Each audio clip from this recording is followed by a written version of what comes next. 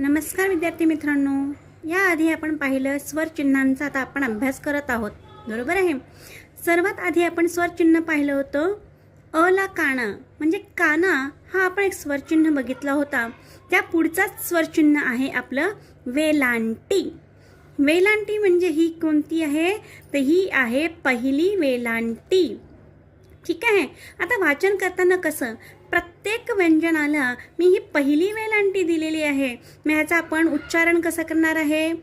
क ला पहिली वेलांटी की, ख ला पहिली वेलांटी खी, ग ला पहिली वेलांटी गी, घ ला पहिली वेलांटी घी, ड ला पहिली वेलांटी डी, च ला पहिली वेलांटी ची, छ ला पहिली वेलांटी छी, ज ला पहिली वेलांटी जी, झ ला पहिली वेलांटी झी, नी, ट ला पहिली वेलांटी टी, ठ ला पहिली वेलांटी ठी, ड ला पहिली वेलांटी डी, ढ ला पहिली वेलांटी ढी, न ला पहिली वेलांटी नी, त ला पहिली वेलांटी ती, थ ला पहिली वेलांटी थी, द ला पहिली वेलांटी दी, ध ला पहिली वेलांटी धी, न ला पहिली वेलांटी नी, प ला पहिली वेलांटी पी, फ ला पहिली वेलांटी फी,